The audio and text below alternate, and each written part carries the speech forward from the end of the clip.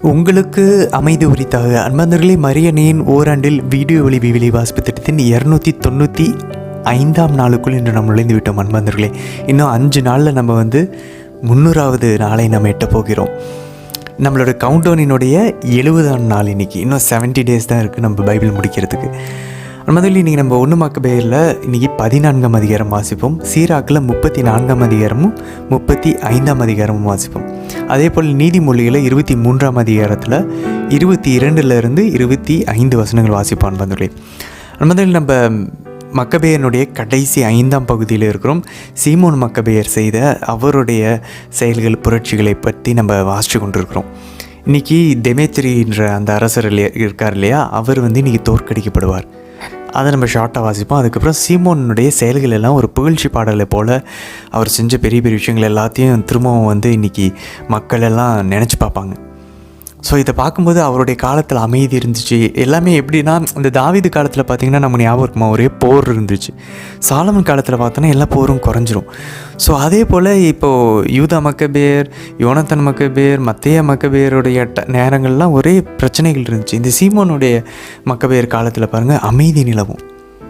So ரோமியர்கள் ஸ்பாத்தர்கள்லாம் அவங்க இப்போ சீமோனுக்கு மடல் எழுதி நம்மளோட உறவை புதுப்பிச்சுக்கலாம் அப்படின்னு சொல்லி கேட்பாங்க. ஸோ அந்தளவுக்கு ஒரு நல்ல செல்வாக்கோடையும் பெயரோடையும் புகழோடையும் சீமோன் மக்கபேயர் வாழ்கிறார் ஒரு ஆளுநராக.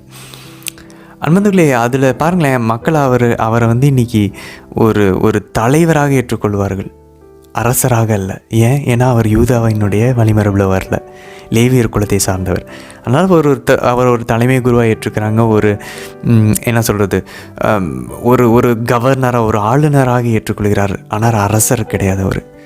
ஸோ அதை இன்றைக்கி நம்ம வாசிப்போம். இன்றைக்கி சீராக 34 நண்பர்களே, இந்த கனவுகள் பற்றி நம்ம பார்ப்போம். இந்த கனவுகள் நம்ம அதுக்கு எவ்வளோ முக்கியத்துவம் கொடுக்கணும் அப்படின்றத பார்ப்போம். அதே மாதிரி நிறைய பயணங்கள் மேற்கொள்ளுது, நிறைய இடங்களில் போய் சந்திக்கிறது, அதனுடைய முக்கியத்துவத்தை பார்ப்போம். அதே போல் திரும்பவும் ஆண்டவருக்கு 5 நடக்கிறதனுடைய முக்கியத்துவம், அப்புறம் உள்ளார்ந்த அந்த பரிசுத்தம். நம்ம திருப்பலி ஒப்பு கொடுக்குறோம், இல்லை ஃபாஸ்டிங் இருக்கிறோம், ஒரு தான தர்மம் செய்கிறோம், நம்ம உள்நோக்கம் என்ன உள்நோக்கத்தோடு செய்கிறோம். பைபிள் எவ்வளோ நேர்மையான ஒரு உள்ளத்தை கேட்குது பாருங்கள் நண்பர்களே. எந்த மதமாவது இப்படி பேசுதா? நீங்கள் செய்கிறீங்க என்ன உள்நோக்கத்தோடு செய்கிறீங்கன்னு எந்த மதம் கேட்டிருக்கு அன்பர்களே? நம்ம ஆண்டவர் இயேசு தான் கேட்குறாரு. ஏன்னா அவர் இதயத்தை பார்க்குறவர், அவர் உண்மையான கடவுள். ஸோ அதெல்லாம் இன்றைக்கி நம்ம வாசிப்போம். 35ஆம் அதிகாரத்தில் என்ன பார்ப்போம்? ஆண்டவருடைய கட்டளைகளை கடைபிடிக்கிறது பலி செலுத்துவதுக்கு சமம். எல்லா நல்லொரு பலி, நன்றி பலிகளை விட அவருடைய விருப்பத்தை செய்கிறோமா, அதுதான். அதே போல் இன்னொரு முக்கியமான விஷயம், திரும்ப அவருடைய நீதியும் அவருடைய ஒழுங்குமுறைகள், டிவைன் ஜஸ்டிஸ், அதை பற்றியும் இன்றைக்கி நம்ம வாசிப்போம் நண்பர்களே. சரி, இன்றைய தினத்திற்கான விவிலிய பகுதிக்குள்ளே நம்ம ஜெபத்தோடு இணையலாம். தந்தை, மகன், தூய ஆவியாரின் பெயராலே ஆமேன். தந்தை ஆவி இறைவனை அழைத்து ஜெபிப்போம். அருள் நிறைந்த அன்னை மரியே வாழ்க, ஆண்டவரும் உடனே, பெண்களுக்குள் ஆசி பெற்றவர் நீரே அம்மா. உம்முடைய திருவயிற்றின் கனியாகி இயேசு கிறிஸ்துவும் ஆசி பெற்றவரே.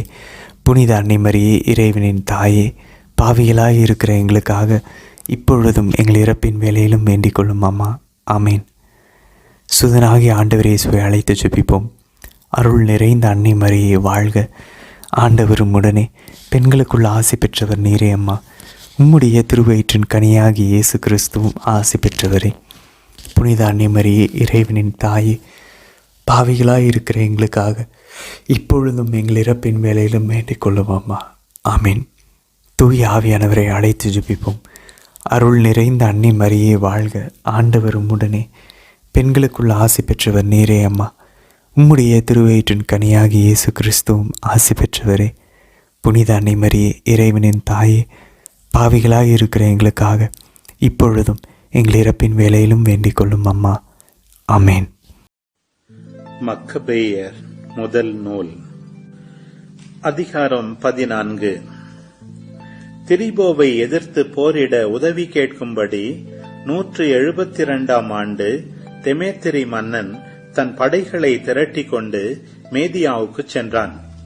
தெமேத்திரி தன் எல்லைக்குள் நுழைந்து விட்டான் என்று பாரசீகம் மேதியா நாடுகளின் மன்னனான அர்சாகு கேள்விப்பட்டு அவனை உயிரோடு பிடித்து தன்னிடம் கொண்டு வருவதற்காக தன் படை தலைவர்களுள் ஒருவனை அனுப்பினான். அவன் சென்று தெமேத்திரியின் படையை முறியடித்து அவனை பிடித்து அர்சாகு அரசனிடம் கூட்டிச் சென்றான். அரசன் அவனை சிறையில் அடைத்தான். சீமோனுடைய காலம் முழுவதும் யூதா நாடு அமைதியாயிருந்தது. அவர் தம் இனத்தாரின் நலனையே நாடினார். அவருடைய அதிகாரமும் ஆட்சியும் அவர் தம் ஆட்சி காலம் முழுவதும் அவர்களுக்கு மகிழ்ச்சி அளித்தன. யாப்பா நகர் துறைமுகத்தை கைப்பற்றினார். தீவுகளுக்கு செல்லும் வாயிலாக அதை அமைத்தார். இச்செயல் அவரது மாட்சிக்கே மணிமுடி ஆயிற்று.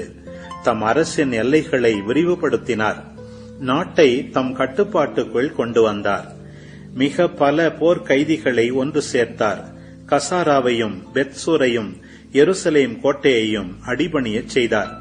கோட்டையிலிருந்து தீட்டுகளை நீக்கி தூய்மைப்படுத்தினார். அவரை எதிர்த்தெழ யாரும் இல்லை. மக்கள் தங்கள் நிலத்தை அமைதியாக பயிரிட்டு வந்தார்கள். நிலம் நல்ல விளைச்சலை தந்தது. சமவெளி மரங்கள் கனி கொடுத்தன.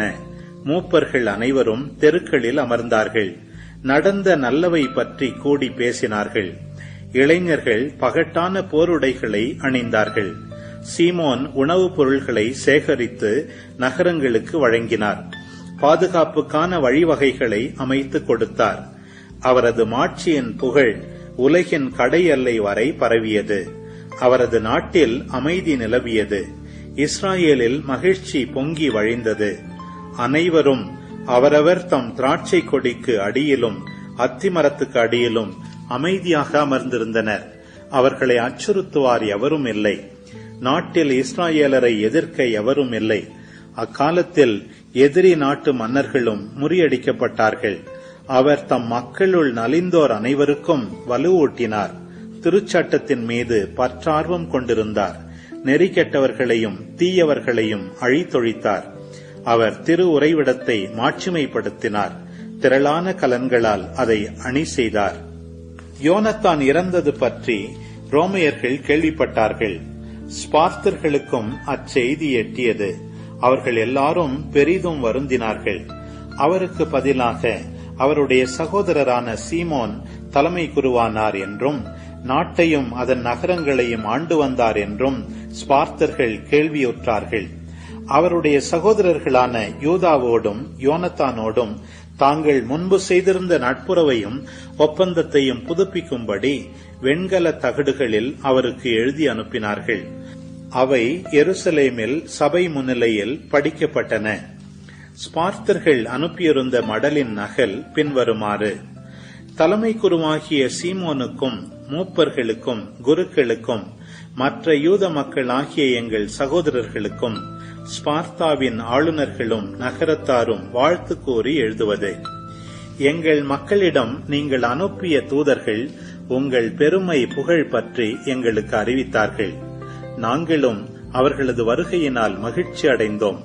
அவர்கள் சொன்ன யாவற்றையும் நாங்கள் பொது பதிவேடுகளில் பின்வருமாறு எழுதிக் கொண்டோம். யூதர்களுடைய தூதர்களான அந்தியோக்கின் மகன் நூமேனியும் யாசோன் மகன் அந்திபாத்தரும் எங்களோடு தங்களுக்குள்ள நட்புறவை புதுப்பித்துக் கொள்ள எங்களிடம் வந்தார்கள். அவர்களை சிறப்புடன் வரவேற்கவும் அவர்கள் கூறிய சொற்களை ஸ்பார்த்தர்கள் தங்கள் நினைவில் வைத்துக் கொள்ளுமாறு பொது ஆவணங்களில் அவற்றை எழுதி வைக்கவும் மக்கள் விருப்பம் கொண்டார்கள். இவற்றின் நகல் ஒன்றை தலைமை குருவாகிய சீமோனுக்கு அனுப்பியிருக்கிறார்கள். இதன் பிறகு ரோமையர்களோடு செய்திருந்த ஒப்பந்தத்தை உறுதி செய்ய 1000 மினா எடையுள்ள ஒரு பெரிய பொற்கேடயத்தோடு நூமேனியை சீமோன் ரோமைக்கு அனுப்பினார். இஸ்ராயேல் மக்கள் இவற்றை பற்றி கேள்விப்பட்டபோது சீமோனுக்கும் அவருடைய மைந்தர்களுக்கும் நாங்கள் எவ்வாறு நன்றி செலுத்துவோம்? ஏனெனில் அவரும் அவருடைய சகோதரர்களும் அவருடைய தந்தை வீட்டாரும் உறுதியாக இருந்தார்கள். இஸ்ராயேலின் பகைவர்களோடு போரிட்டு அவர்களை துரத்தி அடித்தார்கள். இவ்வாறு அதன் விடுதலையை நிலைநாட்டினார்கள் என்று சொல்லி வியந்தார்கள். எனவே இச்சொற்களை வெண்கல தகடுகளில் பொறித்து சீயோன் மலையில் இருந்த தூண்கள் மீது வைத்தார்கள். இதுதான் அவர்கள் எழுதியதன் நகல். சீமோன் பெரிய தலைமை குரு பீட பொறுப்பு ஏற்ற 3ஆம் ஆண்டாகிய 172 ஆண்டு எலூல் மாதம் 18ஆம் நாள் அசராமேலில் குருக்கள், மக்களின் தலைவர்கள், நாட்டின் மூப்பர்கள் ஆகியோர் கூடியிருந்த பேரவையில் பின்வருமாறு எங்களுக்கு அறிவிக்கப்பட்டது. நாட்டில் அடிக்கடி போர் மூண்டதால் யோவாராபின் மழிமரபில் வந்த குருவான மத்தத்தியாசின் மகன் சீமோனும் அவருடைய சகோதரர்களும் தங்கள் உயிரையே பணயம் வைத்தார்கள். தங்கள் திரு உறைவிடத்தையும் திருச்சட்டத்தையும் காப்பதற்கு தங்கள் நாட்டின் பகைவர்களை எதிர்த்தார்கள். இவ்வாறு தங்கள் நாட்டுக்கு சீரிய பெருமை சேர்த்தார்கள். யோனத்தான் தம் இனத்தாரை ஒன்று கூட்டினார். அவர்களின் தலைமை குருவானார். தம் நாட்டு மக்களோடு துயில் கொண்டார். பகைவர்கள் அவர்களின் நாட்டின் மீது படையெடுக்கவும் அவர்களது திரு உறைவிடத்தை கைப்பற்றவும் திட்டமிட்டார்கள். அப்போது சீமோன் ஆர்த்தெழுந்து தம் இனத்தாருக்காக போர் செய்தார். தம் நாட்டின் படை வீரர்களுக்கு படைக்கலங்களும் ஊதியமும் வழங்குவதில் திரளான சொந்த பணத்தை செலவழித்தார். யூதேயாவின் நகர்களையும் குறிப்பாக யூதேயாவின் எல்லையில் இருந்த பெத்சூரையும் வலுப்படுத்தினார். முன்பு பகைவர்கள் தங்கள் படைக்கலங்களை சேமித்து வைத்திருந்த அந்நகரில் யூத காவற்படையை நிறுவினார். கடலோரத்தில் இருக்கும் யாப்பாவையும் முன்பு பகைவர்கள் கைப்பற்றியிருந்த அசோத்து எல்லையில் உள்ள கசாராவையும் வலுப்படுத்தி அவ்விடங்களிலும் யூதர்களை குடியேற்றினார். அங்கு அவர்களின் மறுவாழ்வுக்கு தேவையானவை எல்லாம் கொடுத்தார். மக்கள் சீமோனின் பற்றுறுதியையும் தம் இனத்தாருக்கு அவர் பெற்றுத்தர எண்ணியிருந்த பெருமையையும் கண்டு அவரை தங்கள் தலைவராகவும் தலைமை குருவாகவும் ஏற்படுத்தினார்கள். ஏனென்றால் அவர் தம் இனத்தார்பால் நீதியுணர்வும் பற்றுறுதியும் கொண்டு எல்லா வகையிலும் தம் மக்களை பெருமைப்படுத்த விரும்பி பணிகள் பல செய்திருந்தார். அவரது காலத்தில் அவர் தொட்டதெல்லாம் துலங்கியது. நாட்டினின்று பிற இனத்தார் துரத்தப்பட்டனர். தாவீதின் நகராகிய எருசலேமில் கோட்டை ஒன்று அமைத்து அதிலிருந்து புறப்பட்டு திரு உறைவிடத்தின் சுற்றுப்புறத்தை தீட்டுப்படுத்தி அதன் தூய்மைக்கு பெரும் களங்கம் உண்டாக்கியிருந்தோரும் துரத்தப்பட்டனர். சீமோன் எருசலேம் கோட்டையில் யூதர்களை குடியேற்றி நாட்டினுடையவும் நகரினுடையவும் பாதுகாப்புக்காக அதை வலுப்படுத்தி நகர மதில்களை உயர்த்தினார். இவற்றின் பொருட்டு தெமேத்திரி மன்னன் சீமோனை தலைமை குருவாக தொடர்ந்து இருக்கச் செய்தான். தன் நண்பர்களுள் ஒருவராக உயர்த்தி பெரிதும் பெருமைப்படுத்தினான். ஏனென்றால் ரோமையர்கள் யூதர்களை தங்களின் நண்பர்கள், தோழர்கள், சகோதரர்கள் என்று அழைத்ததை பற்றியும் சீமோனுடைய தூதர்களை சிறப்புடன் வரவேற்றதை பற்றியும் கேள்விப்பட்டிருந்தான். எனவே யூதர்களும் அவர்களின் குருக்களும் கீழ்க்கண்டவாறு முடிவு செய்தார்கள். நம்பிக்கையுள்ள இறைவாக்கினர் ஒருவர் தோன்றும் வரை காலமெல்லாம் சீமோனே தங்கள் தலைவரும் தலைமை குருவுமாயிருக்க வேண்டும்.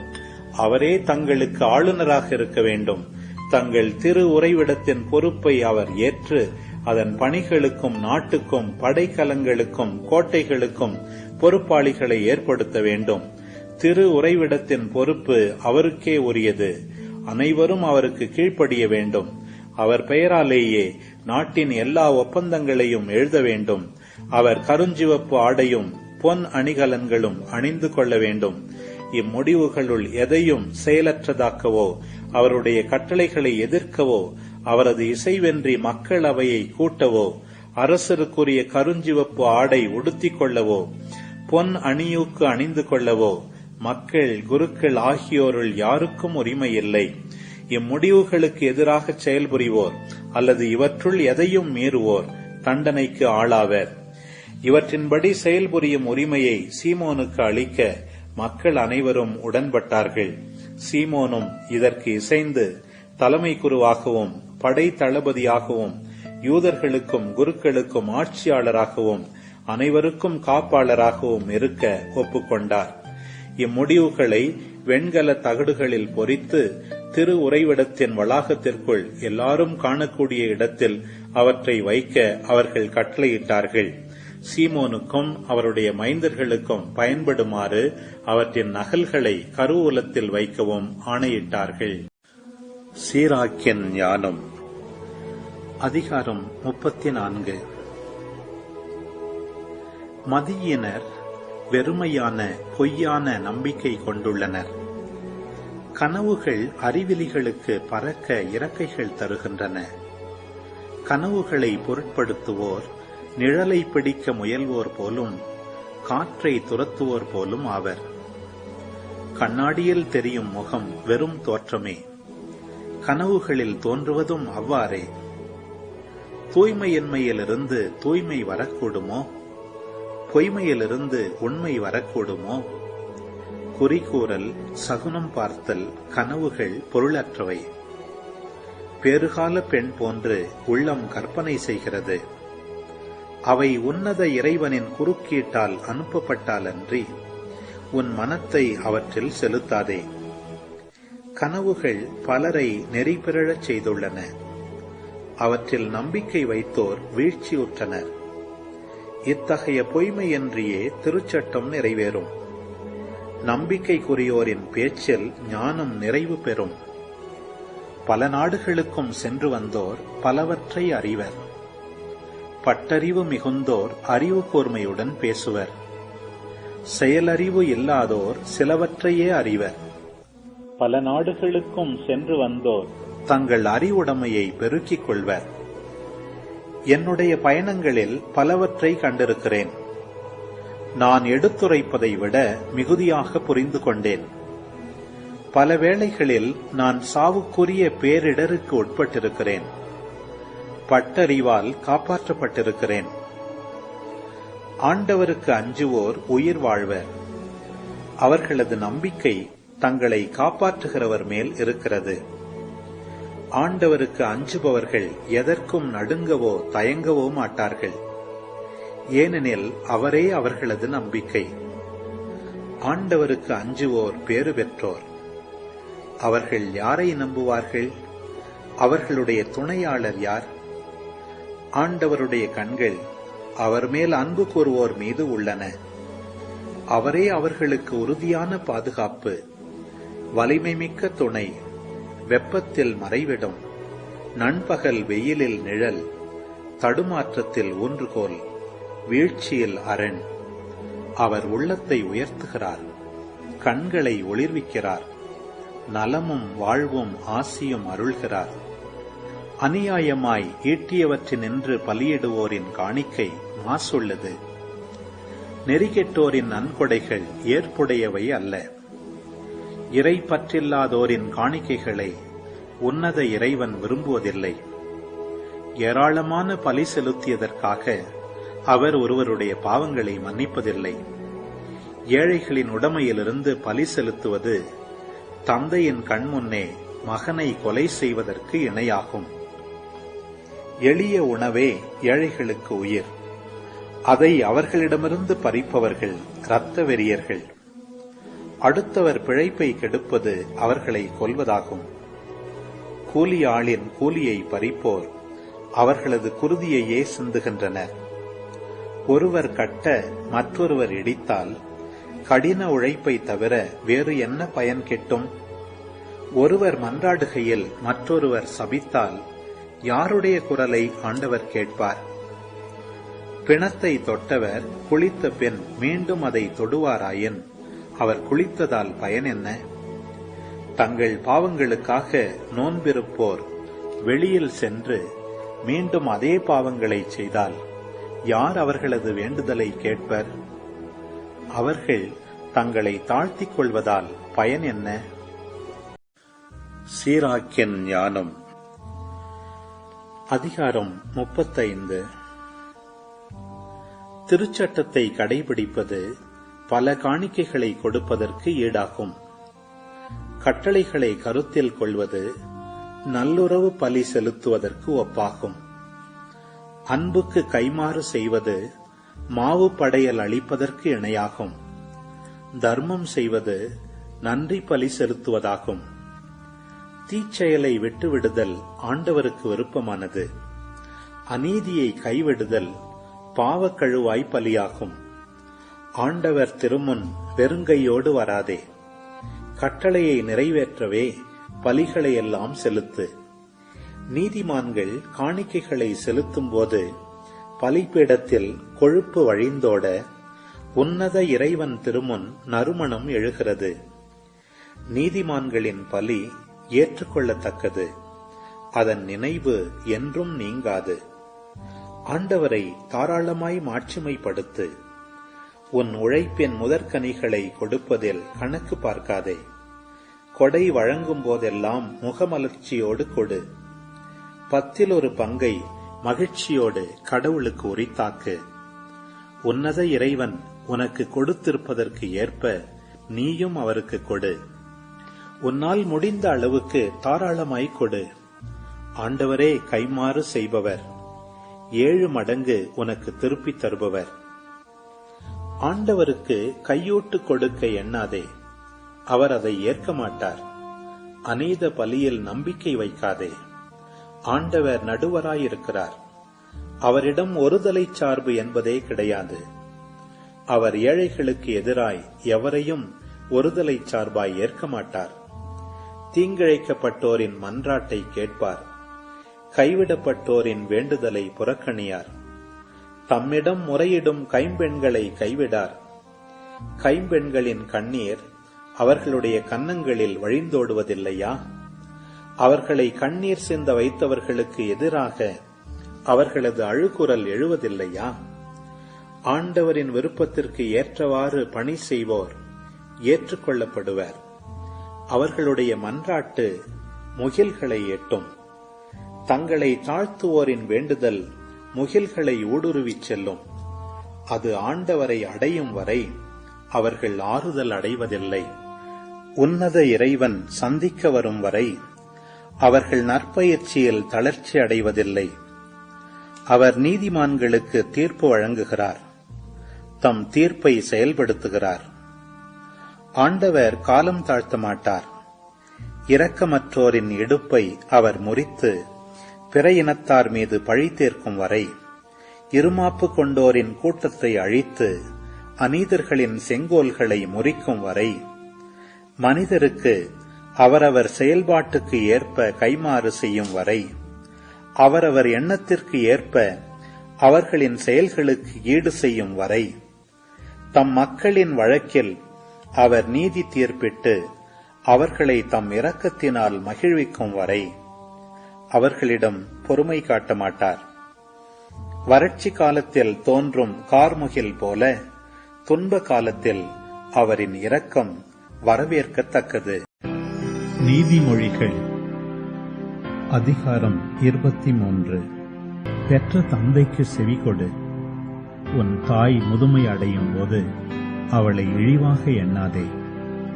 மெய்மையை விலை கொடுத்தாயினும் வாங்கு, ஆனால் அதை விற்பனை செய்யாதே. அவ்வாறே ஞானத்தையும் நல்லுரையையும் உணர்வையும் விலை கொடுத்து பெறு. நேர்மையான பிள்ளையின் தந்தை மிகவும் களி கூர்வார்.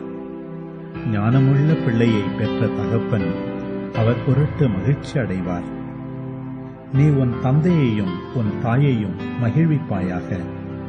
உன்னை பெற்றவளை களிகூரச் செய்வாயாக. ஆமேன். ஆண்டவரே, இந்த நாளுக்கான இந்த அழகான இறைவார்த்தை பகுதிகளுக்காக நன்றி செலுத்துகிறோம் அப்பா. ஆண்டவரே, இன்று நாங்கள் திரும்பவும் நீதிமொழிகளில் அப்பா அம்மாவுக்கு நாங்கள் எவ்வளோ மதிப்பு கொடுக்கணுன்றதையும், உமக்கு அஞ்சி நடக்கணும், உண்மை அன்பு செய்யணும், பயபக்தியோடு இருக்கணும், உங்களுக்கு பற்றுறுதியோடு நாங்கள் உங்ககிட்ட நடந்து கொள்ளணும் அப்படின்றத எல்லாத்தையும் நாங்கள் கற்றுக்கொண்டோம் அப்பா. அப்படிப்பட்ட ஒரு நல்ல உள்ளம் கொண்ட மனிதர்களாக நாங்கள் வாழ எங்களுக்கு அருள் தாரும் ஆண்டவரே. உங்கள் விருப்பம், உங்களுடைய இதய துடிப்பு எங்களுடைய இதய துடிப்பாக மாற வேண்டும் அம்மா. அப்படிப்பட்ட ஒரு இதய பரிமாற்றத்தை எங்களுக்குள்ளே நிகழ்த்த எங்களுக்கு தேவையான அருளை தந்துள்ளோம் அம்மா. தந்தை, மகன், தூய ஆவியாரின் பெயராலே ஆமீன். அன்பந்தலி, இன்னைக்கு மக்கபேரில் வழக்கம் போல் கொஞ்சம் கம்மியான விளக்கங்கள் தான். பாருங்கள், சீமனுடைய காலம் 4ஆம் வசனம் சொல்லுது. மக்கபேர் 14ஆம் அதிகாரம் 4ஆம் வசனம். சீமனுடைய காலம் முழுவதும் யூதா நாடு அமைதியாக இருந்தது. அவர் தம் இனத்தாரின் நலனையே நாடினார். இப்படிப்பட்ட தலைவர்களெல்லாம் இருக்கும்போதெல்லாம் பாருங்கள் அன்பந்தோலே, அமைதி நிலவுது. அவருடைய அதிகாரமும் ஆட்சியும் அவரது ஆட்சி காலம் முழுவதும் அவருக்கு மகிழ்ச்சி அளித்தனர். 10ஆம் வசனம் சொல்லுது, அவரது ஆட்சியின் புகழ் உலகின் கடையெல்லை வரை பரவியது. பாருங்கள், எல்லாமே சாலமன் அரசருக்கு கூறப்பட்ட விஷயங்கள். சாலமன் அரசருடைய புகழ் சேபாவினுடைய அரசி வரைக்கும் அது எட்டுனுச்சு. உலகின் கடையெல்லை வரைக்கும் அவருக்கு கீழ்ப்படிஞ்சாங்க. அவரை பற்றி பெருமையாக பேசினாங்க. அவருடைய புகழ் எட்டியது. ஸோ அதே போல் இந்த சீமோன் மக்கபேயனுடைய புகழும் எட்டுது. சாலமன் காலத்திலே அமைதி இருந்துச்சு, இவருடைய காலத்தில் அமைதி இருந்துச்சு. ஸோ அந்த ஒரு போருக்கு அப்புறம் ஆண்டவர் அந்த ஒரு அமைதியை கொடுக்கும்போது மக்கள் மகிழ்ச்சியாக இருக்கிறாங்க. ஏன்னா அங்கே இருக்கிற நாட்டில் இருக்கிற தீமைகள் எல்லாம் அகற்றப்பட்டுவிட்டது. சீமோன் எல்லாத்தையும் எடுத்துட்டார். ஆண்டவரை மட்டும்தான் இப்போ வழிபடுறாங்க. சேம் ஹேப்பன்ஸ் வித் நம்மளுடைய ஆன்மீக வாழ்க்கையிலையும் அன்பந்தர்களே. நம்மளோட ஆன்மாவில் இருக்கிற எல்லா தீமைகளையும் அகற்றி விட்டோம்னா அமைதியும் நிம்மதியும் தான் நிலவுது அன்பந்தர்களே. 41ஆம் வசனம் பாருங்கள். நம்பிக்கையுள்ள இறைவாக்கினர் ஒருவர் தோன்றும் வரை காலமெல்லாம் சீமோன் தங்கள் தலைவரும் தலைமை குருவுமாக இருக்க வேண்டும். அன்பர்களே, அந்த நம்பிக்கைக்குரிய ஒரு இறைவாக்கினர் யார்? மோசே வாக்களித்தார் பார்த்தீங்களா, ஒரு நாள் என்னை போல ஒரு இறைவாக்கினர் தோன்றுவார். அப்போது அந்த இறைவாக்கினர் யார்? அவர் தான் அந்த தாவீதின் மகன், வாக்களிக்கப்பட்ட அந்த மெசியா. ஸோ அந்த ஒரு இறைவாக்கினருக்காக காத்திருக்காங்க பாருங்கள். அப்போ இருந்தே ஆரம்பிக்குதான் வந்திருக்கலே. எப்போ தாவீதுக்கிட்ட சொல்லதெல்லாம் போய் இவங்க நாடு கடத்தப்பட்டாங்களோ அப்பையிலேருந்து திரும்பவும் ஒரு அரசர் வருவாரா பாருங்கள். இவரை வந்து தலைவராக தான் ஏற்றுக்கிறாங்க. 47ஆம் வசனம் சொல்லுது, சீமோனும் இதற்கு இசைந்து தலைமை குருவாகவும் படை தளபதியாகவும் யூதர்களுக்கு குருக்களாகவும் ஆட்சியாளராகவும் அனைவருக்கும் காப்பாளராகவும் இருக்க ஒப்புக்கொண்டார். அப்போ ஆட்சியாளராக இருக்கிறார் அவர், அவ்வளோதான். ஒரு அரசராக இல்லை. அந்த அரசர் ஆண்டவர் இயேசு தான் வந்தவர்களே. அங்கே அவர்கிட்ட தான் நிறைவேறுது. ஸோ மக்கள் எவ்வளோ வெயிட் பண்ணிகிட்டு இருக்காங்க பாருங்களேன். இவ்வளோ ப்ரெஷர் பில்டப் ஆகுது, இவ்வளோ எதிர்பார்ப்புகள் பில்டப் ஆகுது. சரி, அதுக்கப்புறம் பாருங்கள், சீராக் 34ஆம் அதிகாரத்துக்குள்ளே போவோம். 1-8 வசனங்கள் பாருங்கள். இந்த கனவு பற்றி இருக்குது. அன்பதுங்க, நம்ம ஏற்கனவே கனவு பற்றி நிறைய நம்மளுடைய மறையனினுடைய ஆன்மீக போர் பயிற்சி மையம் சேனலில் நம்ம பார்த்தோம்.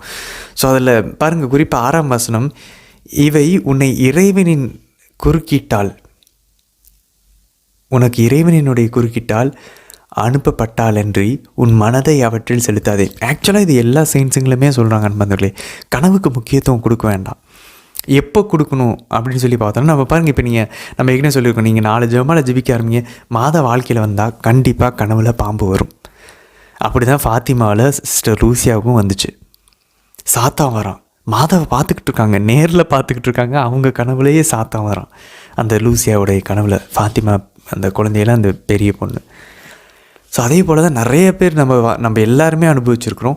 எப்போ நம்ம 4 ஜெபமாலை ஜெபிக்க ஆரம்பிக்கிறோமோ அப்போ சாத்தான் கனவில் வரும். அவனால் ரியாக்ட் பண்ணாமல் இருக்கவே முடியாது. அப்போ அது எவ்வளோ பவர்ஃபுல்லான வெப்பன் பாருங்கள். அந்த நான்லாம் என்னென்னமோ என் வாழ்க்கையில் பண்ணி பார்த்துருக்கேன். ஆனால் இந்த மாதிரிலாம் ஒரு ஸ்பிரிச்சுவல் வார்ஃபேருக்குள்ளெல்லாம் நான் நுழைஞ்சதே இல்லை. ஒரு ஜெபமாலை ஜெபிக்கிறது ஒரு மிகப்பெரிய ஒரு கொடை, ஒரு போராட்டம். அது நம்ம எல்லாருக்குமே தெரியும். சும்மா எடுத்து அப்படி ஜெபிச்சிட முடியாது. இப்போ தான் எனக்கு புரியுது, ஜெபமாலை ஜெபிக்கிறதுக்கே ஒரு கிஃப்ட்டு போல். அது அதான் புனித மான்ஃபர் சொல்லுவார், அது ஒரு முன்னடையாளம். எதுக்கு முன்னடையாளம்? நம்ம விண்ணகத்துக்கு போவோன்றதுக்கு முன்னடையாளம். சரி, அப்போ கனவு எங்கேருந்து வரும்? நம்ம ஏற்கனவே பார்த்துருக்கோம். 3 மூலங்கள்லேருந்து வரலாம், 3 சோர்ஸஸ்லேருந்து. எங்கே? கடவுளிடமிருந்து வரலாம், தூயாவினிருந்து, ஏஞ்சல்ஸ் கிட்டேருந்து, தேவமாதாட்டிருந்து, இது ஒரு குரூப். இன்னொன்று தீய ஆவிகள்கிட்டருந்து, சாத்தாங்கிட்டேருந்து வரலாம். 2வது. 3வது, நம்மளுடைய ஆழ் மனசில் இருக்கக்கூடிய ஆசைகள், நம்மை பாதித்த விஷயங்கள், அதெல்லாம் கனவுல வரலாம். அது ரொம்ப எக்ஸ்ட்ராடினரியாக நம்ம பிரெயின் வந்து அதை வந்து டிசைன் பண்ணி கான்ஜூர் பண்ணி காட்டும். ஸோ அதனால் நம்ம எமோஷன்ஸ் வச்சு, எனக்கு ரொம்ப மன அமைதி தந்துச்சு, இது கடவுள்கிட்ட இருந்து வருது, எனக்கு பயத்தை தந்துச்சு, இது சாத்தாங்கிட்ட இருந்தது, அப்படி நம்ம வந்து கிளாஸிஃபை பண்ண முடியாது. புனித ஜான் பாஸ்கோவுடைய வாழ்க்கையெல்லாம் பார்த்தோம் அப்படின்னா, நிறைய கனவுகள் இந்த நரகத்துக்கு போவார், உத்திரிய ஸ்தலத்தில் போய் பார்ப்பார். அதெல்லாம் பார்த்துட்டு அவர் வெளியே வந்து அவ்வளோ பயப்படுவார். 2-3 நாளைக்கு ஃபீவரில் கூட கிடப்பார்.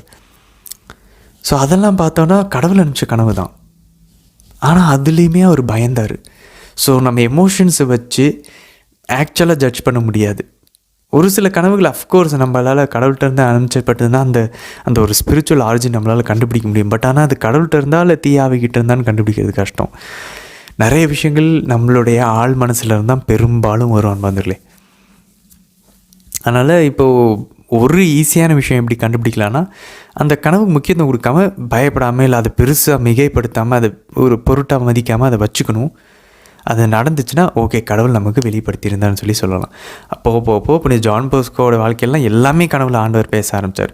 ஸோ அந்த மாதிரி எக்ஸ்ட்ராடினரியெல்லாம் ஒருத்தருக்கு 2 பேருக்கு தான் வருவான்னு பார்த்தோம். ஸோ நமக்கெல்லாம் நம்ம எப்போயாச்சும் தான் நடக்கும், கவனமாக இருக்கலாம் அந்த கனவுகளின் அடிப்படையில். பட் மோஸ்ட்டாக அந்த சைடில் போகாமல் இருக்கிறது நல்லது அன்பாந்தவர்களே. அது நடக்கும்போது அது கடவுள் அமிச்சாரா என்னன்றது நமக்கு தெரியும். நடக்கலை அப்படின்னா நம்மளுடைய மனசை நம்மளே அது கற்பனை செஞ்சுக்கிச்சு. 10ஆம் வசனம் பாருங்கள். பல நாடுகளுக்கும் சென்று வந்தோர் தங்களது அறிவுடைமையை பெருக்கிக் கொள்வர். உண்மையில் அது உண்மைதான். நானும் ஒரு காலத்தில் ரொம்ப சோம்பேறியாக இருந்தேன், ரொம்ப அப்படியே சொகுசாக இருப்பேன். டாய்லெட் பாத்ரூம்லாம் அப்படி க்ளீனாக இருக்கணும், எங்கேயும் போகக்கூடாது, இந்த ட்ராவலுக்கெலாம் பண்ணவே மாட்டேன். எப்போ ஸ்கூல் விட்டு வெளியே வந்தோன்னா நம்ம கல்லூரிக்கு போக ஆரம்பித்தோம், ஹாஸ்டலில் தங்க ஆரம்பித்தோம், அப்போ போகிறது, வீட்டுக்கு வர்றது. ஸோ இந்த மாதிரிலாம் ட்ராவல் பண்ண அதுக்கப்புறம் வேலைக்கு நிறைய விஷயங்கள் இது உண்மை தான். நம்ம பல இடங்களுக்கு செல்லும் போது நிறைய விஷயங்கள் பார்க்கும்போது புனித குழந்தை தெரசாவும் அப்படி தான். அவங்களும் வந்து ரோமுக்கெலாம் திருப்பயணம் போகும்போது அவங்க அதெல்லாம் பார்க்குறாங்க. பார்த்துட்டு அழகான அந்த சுவிட்சர்லாந்து மலைகள்லாம் பார்க்குறாங்க. பார்த்துட்டு இது எல்லாமே கடவுளுடைய அன்பை நமக்கு வெளிப்படுத்துது. இது எல்லாத்தை விட ஒரு அழகு அந்த கார்மேல் அந்த கான்வெண்ட்டுக்குள்ளே போய் அந்த 4 செவத்துக்குள்ளே அறையப்பட்டிருக்கும் போது ஆண்டவரோடு இருக்கிற அந்த சந்தோஷத்துக்கு இந்த சுவிட்சர்லாந்து மலையில், இந்த ரோம், இந்த பெரிய உலகத்தில் இருக்கக்கூடிய பெரிய பெரிய பில்டிங், கலைநயங்கள், இது எதுவுமே ஒப்பிடவே முடியாது அந்த சந்தோஷத்தில் அப்படின்றாங்க. ஸோ அவங்க இந்த உலகத்தை பார்க்க எப்போ அதை விட்டுட்டு போவோன்னு அவங்களுக்கு தோணுது. எப்படி இருந்திருக்காங்க பாருங்களேன் புனித குழந்தை தெரசா. ஸோ இந்த உலக அறிவு கடவுள் நம்ம மேலே வச்சிருக்கக்கூடிய அன்பை காட்டுது, அவருடைய ஞானத்தை நமக்கு வெளிப்படுத்துது, அவருடைய அழகை வெளிப்படுத்துது. மலைகளும் அந்த பூக்களும் மரங்களும் அந்த ஆறுகளும் நதிகளும் ஃபால்ஸும் இவ்வளோ அழகாக இருக்குன்னா, அந்த புல்வெளிகள் எல்லாம், ஒவ்வொரு புல்வெளிகள்லாம் பார்க்கும்போது நமக்கு ஆண்டவரை நாய் ஞாபகம் வரணும். அந்த மாதிரி நம்ம அதை வந்து ஜெபமாக மாற்றலாம், கடவுளுக்கு நன்றி சொல்லலாம். ஆண்டவர் இவ்வளோ அழகான இடங்களுக்கு என்னை கொண்டு வந்திருக்காங்க, நன்றி சொல்லலாம். ஸோ அந்த மாதிரி பல நாடுகளுக்கு போகும்போது நம்மளுடைய புரிதல், அறிவு பெருகும், அது விரிவும் அடையும், அந்த எக்ஸ்பேண்ட் ஆகும். ஸோ மோஸ்ட்டாக ட்ராவல் பண்ணது நல்லது மாதிரி. இந்தியாவிலேயே நம்ம வந்து நிறையா திருப்பயணங்கள் மேற்கொள்ளலாம். கொல்கட்டாவில் புனித அன்னை தெரசாவுடைய கல்லறைக்கு போகலாம், கோவாவில் புனித ஃப்ரான்சிஸ் அவேரியாருடைய உடம்பை போய் பார்க்கலாம், கேரளாவில் புனித அல்ஃபோன்ஸ் அம்மாள், புனித குரியாக்கோஸ், புனித தேவசகாயம் பிள்ளை, இந்த மாதிரி நிறைய திருப்பயணங்கள் இருக்குது, நிறைய கோயில்கள் இருக்குது. நம்ம வேளாங்கண்ணி, பூண்டி, பழவேற்காடு, கிறிஸ்டியன்பேட்டை, வேலூர், மாதாவுடைய இது, அந்த மாதிரி நிறைய நம்ம சர்ச்சஸ் இருக்கு இல்லையா, கோணாங்குப்பம், சொல்லிக்கிட்டே போகலாம். நிறையா வில்லியனூர் இருக்குது, இன்னும் நிறையா அச்சரப்பாக்கம், மணல் மலை மாதா, மறைமலை மாதா, நிறையா எல்லாமே நம்ம இந்த இடங்களுக்கெல்லாம் போய் நம்ம பார்க்கலாம். கண்டிப்பாக இடங்களுக்கு போக போக போக நம்ம அந்த நபர்களை, வேறு கலாச்சாரங்களை பார்க்கும்போது நம்மளோட அறிவு பெருகும். ஸோ அது ஒரு ரொம்ப முக்கியமான ஒரு அழகான ஒரு ஞானம். சின்ன ட்ரிப்பு ஃபேமிலிக்கு பிளான் பண்ணி நம்ம போகலாம் எங்கேயாச்சும் அன்பாந்தர்களே. ஒரு திருப்பயணமாக போகணும், பிள்ளைங்களுக்கும் அந்த இடத்த பார்த்த மாதிரி இருக்கும், நம்ம கடவுள்கிட்டையும் போயிட்டு வந்த மாதிரி ஒரு ஃபீல் இருக்கும். அதை ஜெபத்தோடு ஜெபிச்சுக்கிட்டே போகணும். போகிற வழியெல்லாம் ஜெபமாலை ஜெபிக்கணும், வரும்போதும் ஜெபமாலை ஜெபிக்கணும். அங்கே போயிட்டு ஒரு ஜெபமாலை மாஸ் அட்டன் பண்ணணும், முடிஞ்சால் கன்ஃபெஷன் அங்கே பண்ணலாம். ஸோ அந்த மாதிரி பிளான் பண்ணணும். சும்மா ஏதோ போயிட்டு வந்தோன்னு இருக்கக்கூடாது. அங்கே ஜெபிக்கணும், ஜெபமாலை சொல்லணும், கன்ஃபெஷன் போகணும், மாஸ் அட்டன் பண்ணணும், அப்படி யோசிக்கணும். அதுக்கப்புறம் பாருங்கள் 16ஆம் வசனம். ஆண்டவருக்கு அஞ்சுபவர்கள் எதற்கும் நடுங்கவோ தயங்கவோ மாட்டார்கள், ஏனெனில் அவரே அவர்களது நம்பிக்கை. அன்மதில் எவ்வளோ அழகாக இருக்குது பாருங்களேன். நான் பயப்பட மாட்டேன், ஏன்னா என் நம்பிக்கை ஆண்டவர். இறை பற்றில்லாதோர் 19ஆம் வசனம் சொல்லுது, இறை பற்றில்லாதோரின் காணிக்கைகளை உன்னத இறைவன் விரும்புவதில்லை, ஏராளமான பலி செலுத்துவதற்காக அவர் ஒருவருடைய பாவத்தை மன்னிப்பதில்லை. அன்மதில் அப்போ நான் வந்து நிறைய ஜெபமாலைகள் ஜெபிக்கிறேன், நிறைய நான் திருப்பலிகள் டெய்லி அட்டன் பண்ணுறேன். இல்லை நம்ம இறைப்பற்றோடு பண்ணுறோமா? மனசு எப்படி இருக்குன்னு ஆண்டவர் கேட்குறாரு. நான் பாவத்திலேருந்து வெளியே வரத்துக்காக நான் இந்த திருப்பலிக்கு போகிறேன், இந்த ஜெபமாலைகளை ஜெபிக்கிறேன்னா, இல்லை எனக்கு ஏதாவது ஒரு உலக தேவைக்காக ஜெபிச்சுட்ருக்கேன். உலக தேவைக்காக ஜெபிக்க வேண்டான்னு சொல்லலை, பட் ஒரு உறவுக்காக நான் போகிறேன்னா, இல்லை ஒரு யூஸ் பண்ணுறதுக்காக போகிறேன்னா, திரும்ப பைபிள் இதுதான் கேட்குது. நம்ம அதில் இறை பற்றோடு போகிறேன்னா, அந்த ஒரு பயபக்தியோடு நான் காணிக்கையை செலுத்துகிறேன்னா, இல்லை அப்படி இருந்தால் தான் ஆண்டவர் அதை ஏற்றுக்குவேன்றார். நிறைய இப்படி அது இதுன்னு நான் செய்கிறேன், ஆனால் மனசில் பார்த்தோன்னா மற்றவங்க என்னை பெருமையாக பேசணும், இல்லை நான் செய்கிற பாவத்திலேருந்து வெளியே அதுக்கு ஒரு லஞ்சம் மாதிரி கடவுள்கிட்ட கொடுத்துட்ருக்கேன். தாழ்ச்சியோடு செய்கிறோமா, அன்போடு செய்கிறோமான்னு பார்க்கணும் அன்பர்களே. 20ஆம் வசனம் பாருங்கள். ஏழைகளின் உடைமையிலிருந்து பலி செலுத்துவது தந்தையின் கண் முன்னே மகனை கொலை செய்வதற்கு இணையாகும். அண்ணாந்தோழி புனிதர்கள் புனித இன்னாசியார் சொல்லுவார், நிறைய பேர் புனித ஆசிரியர் எல்லாமே பூசை பாத்திரத்தை கூட, அந்த நற்கரணையை வைக்கிற அந்த பாத்திரங்களை கூட விற்று பூசையினுடைய பொருள் கூட பாருங்கள். புனித ஜான் பாஸ்கோட அம்மாலாம் கடைசியாக பூசை பலிபீடத்து மேலே போட்டிருந்த அந்த துணியை எடுத்து அந்த டைமில் இருந்த அந்த கொள்ளை நோயில் இறந்து போனவர்களோடு அவங்களுக்கெல்லாம் மூடுறதுக்கு அந்த துணியை கொடுத்தாங்களாம். ஸோ அதை பாருங்கள், இங்கேயும் இருக்குது பாருங்கள், ஏழைகளுக்கு உதவுறது கடவுளுக்கு உதவுறதுக்கு சமம். அப்போ உயிரை காப்பாற்றுறதுக்காக பூசையினுடைய பொருட்களை கூட விற்கலாம்னு சொல்லி புனிதர்கள் சொல்கிறாங்க. எவ்வளோ அழகான ஒரு பேலன்ஸ் பாருங்களேன் கிறிஸ்துவ இந்த நம்மளுடைய வாழ்க்கையில். நிறைய பேர் என்ன பண்ணுவாங்க, இல்லை கடவுளுக்காக நம்ம உயிர் இறந்தாலும் அந்த பேலன்ஸ் பாருங்களேன், எங்கே எந்த இடத்த கட் பண்ணணும், எந்த இடத்துல வரணும், ஆண்டவர் எதை விரும்புகிறார், அந்த ஞானம் பாருங்கள் பைபிள் தான் தருது. பூசை பொருட்களை கூட விற்கலாம் ஒருவரோட உயிரை காப்பாற்றுறதுக்கு, ஒரு ஏழையினோட உயிரை காப்பாற்றுறதுக்கு. 36ஆம் வசனம் பாருங்கள். தங்கள் பாவங்களுக்காக நோன்பு இருப்போர் வெளியே சென்று மீண்டும் அதே பாவங்களை செய்தால் யார் அவர்கள் வேண்டுதலை கேட்பார்? அவர்களை தங்களையே தாழ்த்தி கொள்வதால் என்ன பயன்? நம்ம எவ்வளோ கரெக்டு பாருங்களேன். நம்ம உபவாசம் இருக்கிறோம், வெளியே போய் திரும்ப ஒருத்தவங்கிட்ட கோமா பேசிட்டு வரோம்னா என்ன யூஸ்? அப்போ பாருங்களேன், நம்ம எதுக்கு உபவாசம் இருக்கணும்? நம்ம ஏன் பலி செலுத்தணும்? நம்ம ஏன் திருப்பலிக்கு போகணும்? நான் ஏன் ஜெபமாலை ஜெபிக்கணும்? ஏன்? அந்த உள்நோக்கத்தை கரெக்ட் பண்ணோன்னா நம்ம ஜெபங்களும் உபவாசங்களும் தான தர்மங்களும் முழு பலனை தரும் அன்பர்களே. அல்டிமேட்டாக ரோசரி ஏன் எனக்கு ஒர்க் ஆக மாட்டேங்குது அப்படின்னா நம்ம நோக்கம் தப்பாக இருக்குது. நான் மாதா கிட்ட நெருங்கணும், நான் ஜீசஸ் அன்பு செய்யணும், அதுக்கு எனக்கு எப்படின்னு எனக்கு தெரில, எனக்கு சொல்லிக் கொடுங்கம்மா, அதுக்காக நான் ஜெபமாலை ஜெபிக்கிறேன் சொல்லி பாருங்கள். ஓ மை காட், பவர்ஃபுல்லாக இருக்கும். 1ஆம் வசனம் பாருங்கள். திருச்சட்டத்தை கடைப்பிடிப்பது பல காணிக்கைகளை கொடுப்பதற்கு ஈடாகும். அதுதான் பலி செலுத்துறது, ஜெபமாலை ஜெபிக்கிறதெல்லாம் வேண்டான்னு சொல்லலை. இதெல்லாம் திருச்சட்டத்தை கடைப்பிடிக்கிறதுக்காக பண்ணுறோமா, இறைவார்த்தையை கடைப்பிடிக்கிறதுக்காக, அவரோட விருப்பத்தை, என் பாவத்திலேருந்து வெளியே வரணுங்கிறதுக்காக பண்ணுறோமா, ஃபைன். கட்டளைகளை கருத்தில் கொள்வது நல்லுறவு பலி செலுத்துவதுக்கு ஒப்பாகும். அவருங்க அந்த 7 தலையின பாவத்தை நான் செய்யவே கூடாது. ஒவ்வொரு செகண்டும் இதுதான் நம்ம யோசிச்சுட்டு இருக்கணும். நான் செய்கிறது கடவுளோட விருப்பமா, அது அவருக்கு பிடிக்குமா, நான் இப்போ பாவம் செய்கிறேன்னா என் சிந்தனையில் கண்ணில் எப்பயுமே இதே தான் யோசிச்சுட்ருக்கணும். அவர் விருப்பத்தை செய்கிறதுக்கு ட்ரை பண்ணணும், அன்போட சந்தோஷத்தோடு செய்யணும். இதை ஒரு குற்ற உணர்வோடு செய்யக்கூடாது. 2ஆம் வசனம் சொல்லுது 35ஆம் அதிகாரம், தர்மம் செய்வது நன்றி பலி செலுத்துவதற்கு சமம். அப்போ தர்மம் செய்கிறது, ஆண்டவருடைய திருச்சட்டத்தை கடைபிடிக்கிறது, உபவாசம் இருக்கிறது, இது எல்லாமே பலி செலுத்துவதற்கும் திருச்சபையில் நம்மளுடைய ஜெபமாலைகளை ஒப்பு கொடுப்பதற்கும் சமமான பாந்தர்களே. என்னுடைய ஜெபம், தான தர்மம், தவம், இது 3ம் ஆண்டவருடைய கட்டளையை கடைப்பிடித்து அவருக்கு அஞ்சு நடந்து அவர் அன்பு செய்கிறதுக்காக செஞ்சோன்னா ஃபைன். பாவத்தில் விழாமல் இருக்கிறதுக்காக, அதுலேருந்து வெளியே வர்றதுக்காக செஞ்சோன்னா சூப்பர். 4ஆம் வசனம் பாருங்கள். ஆண்டவர் திருமுன் வெறும் கையோடு வராதே, கட்டளையை நிறைவேற்றவே பலிகளை எல்லாம் செலுத்து. பாருங்கள், பலி எதுக்கு செலுத்துமா? கட்டளைகளை நிறைவேற்றவே. அப்போ நான் எப்படி வரணும்? ஆண்டவர்கிட்ட திருப்பலிக்கு வரும்போது வெறும் கையோடு வரக்கூடாதுன்னா ஒரு 10 பவுனு நகையோடு வரணுமா? இல்லை. தாவி சொல்கிறார் இல்லையா, திறந்த காதுகளோடு நான் வரேன் ஆண்டவரே. நான் மாசுக்கு வரும்போது நீங்கள் என்ன எனக்கு என்கிட்ட சொல்ல போகிறீங்க, நான் என்ன மாற்றணும்? கைகள், உங்களுடைய விருப்பத்தை செய்யக்கூடிய கைகள் வரட்டும். இதயம், உங்களுடைய இதயத்தை அப்படியே பரிமாற்றி கொண்டு எங்களுடைய இதயம் உங்களுடைய இதயமாக மாறட்டும். காதுகள், திறந்த காதுகள், கைகள் அவருடைய விருப்பத்தை, கால்கள் உங்கள் வழியில் நடக்கக்கூடிய கால்கள். அப்படிப்பட்ட இதை நாடி நம்ம போகிறோமா திருப்பலிக்கு ஜெபமாலை ஜெபிக்க? நீங்கள் ஃபுல்லாக இதுதான் அன்பர்களே.